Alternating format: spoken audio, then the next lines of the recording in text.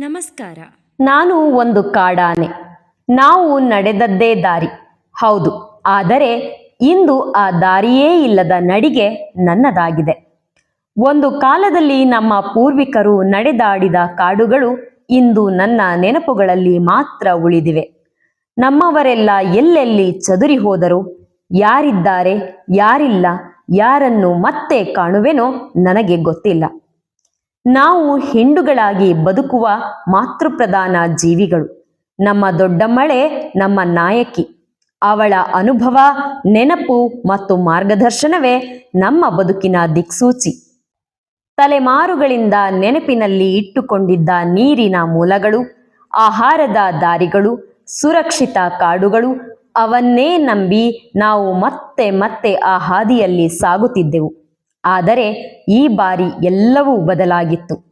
ಅದೇ ಜಾಗದಲ್ಲಿ ಮತ್ತೊಮ್ಮೆ ಸಂಚರಿಸಿದಾಗ ನನಗೆ ಕಂಡಿದ್ದು, ದಟ್ಟ ಕಾಡಿದ್ದ ಜಾಗದಲ್ಲಿ ಕಾಫಿ ತೋಟಗಳು, ಅವುಗಳನ್ನು ರಕ್ಷಿಸಲು ಅವುಗಳ ಸುತ್ತ ಮಾಡಿದ ಆಳೆತ್ತರದ ವಿದ್ಯುತ್ ಬೇಲಿಗಳು, ಗುಡ್ಡಗಳನ್ನು ಕಡಿದು ಮಾಡಿದ ಅಡಿಕೆ ತೋಟಗಳು, ಸಹಜ ಅರಣ್ಯಗಳ ಬದಲು ಅಕೇಶಿಯ ನೆಡುತೋಪುಗಳು, ನಾವು ನೀರು ಕುಡಿಯುತ್ತಿದ್ದ ಕೆರೆಯ ಜಾಗದಲ್ಲಿ ಬೃಹತ್ ಗಾತ್ರದ ಕಟ್ಟಡಗಳು ತಲೆ ಎತ್ತಿ ನಿಂತಿದ್ದವು.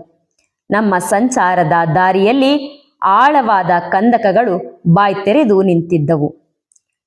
ಆದರೂ ಹಾಗೋ ಹೀಗೋ ಸಿಕ್ಕ ಅಡೆತಡೆಗಳನ್ನೆಲ್ಲ ದಾಟಿ ಮುಂದೆ ಹೋದರೆ ಜನರ ಗುಂಪೊಂದು ಕಿರುಚುತ್ತಾ, ಪಟಾಕಿ ಸಿಡಿಸುತ್ತಾ, ಗದ್ದಲ ಮಾಡುತ್ತಾ ನಮ್ಮನ್ನ ಅಟ್ಟಾಡಲಾರಂಭಿಸಿತು. ನಾವು ಯಾರಿಗೂ ಹಾನಿ ಮಾಡಲು ಬಂದವರಲ್ಲ. ಹೊಟ್ಟೆ ಹಸಿವು, ದಾಹ ಮತ್ತು ಬದುಕುವ ಆಸೆ ನಮ್ಮನ್ನು ಅಲ್ಲಿಗೆ ಕರೆತಂದಿತ್ತು. ಭಯದಿಂದ ಓಡಿದೆವು. ಒಂದೇ ಕ್ಷಣದಲ್ಲಿ ನಮ್ಮ ಹಿಂಡು ಚದುರಿ ಹೋಯಿತು. ಅಮ್ಮ ಅತ್ತ ಕಡೆ, ಮರಿಗಳು ಮತ್ತೊಂದು ಕಡೆ. ನನ್ನ ಜೊತೆ ನಡೆದವರು ಎಲ್ಲೆಲ್ಲೋ ಕಾಣೆಯಾಗಿದ್ದರು.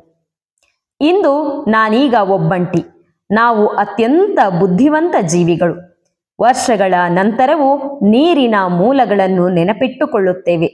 ಸ್ಪರ್ಶ, ವಾಸನೆ, ಸನ್ನೆಗಳು ಮತ್ತು ಮನುಷ್ಯನಿಗೆ ಕೇಳಿಸಲಾರದ ಕಡಿಮೆ ಆವರ್ತದ ಶಬ್ದಗಳ ಮೂಲಕ ಕಿಲೋಮೀಟರ್ಗಳಷ್ಟು ದೂರದ ನಮ್ಮವರೊಂದಿಗೆ ಮಾತನಾಡುತ್ತೇವೆ. ನಾವು ತಿನ್ನುವ ಹಣ್ಣುಗಳ ಬೀಜಗಳನ್ನು ಕಾಡಿನಾದ್ಯಂತ ಹರಡಿ ಹೊಸ ಕಾಡುಗಳ ಹುಟ್ಟಿಗೆ ಕಾರಣವಾಗುತ್ತೇವೆ. ಪ್ರಕೃತಿಯ ಸಮತೋಲನ ಕಾಪಾಡುವಲ್ಲಿ ನಮ್ಮ ಪಾಲೂ ಇದೆ. ಆದರೆ ಇಂದು ನಮ್ಮ ಬದುಕೆ ಅಸ್ಥಿರವಾಗಿದೆ. ನಮ್ಮ ಕಾಡುಗಳು ತುಂಡಾಗುತ್ತಿವೆ. ಅಭಿವೃದ್ಧಿಯ ಹೆಸರಿನಲ್ಲಿ ಅರಣ್ಯಗಳು ಕಣ್ಮರೆಯಾಗುತ್ತಿವೆ.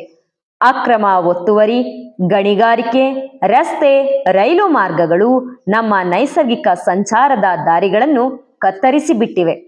ವಿದ್ಯುತ್ ಬೇಲಿಗಳು ನಮ್ಮ ಜೀವನವನ್ನ ಕಸಿಯುತ್ತಿವೆ. ರೈಲು ಡಿಕ್ಕಿ ಹೊಡೆದು ನಮ್ಮವರು ಬಲಿಯಾಗುತ್ತಿದ್ದಾರೆ. ನಮ್ಮ ದಂತಗಳಿಗಾಗಿ ನಮ್ಮನ್ನು ಬೇಟೆಯಾಡಲಾಗುತ್ತಿದೆ. ನಮ್ಮ ಸಂಖ್ಯೆ ಮಾತ್ರವಲ್ಲ, ನಮ್ಮ ಕುಟುಂಬಗಳೂ ಕಡಿಮೆಯಾಗುತ್ತಿವೆ. ನಮ್ಮ ಕಣ್ಣೀರು ಯಾರಿಗೂ ಕಾಣಿಸುತ್ತಿಲ್ಲ. ನಮ್ಮ ನೋವಿನ ಭಾಷೆ ಯಾರಿಗೂ ಅರ್ಥವಾಗುತ್ತಿಲ್ಲ.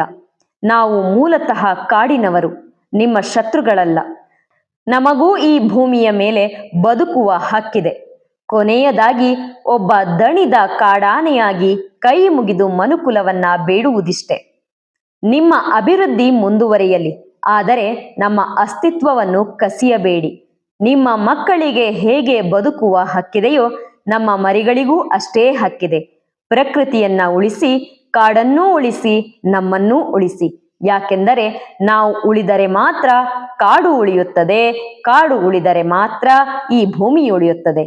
ಹೋಗಿ ಬರಲೇ. ಧನ್ಯವಾದಗಳು.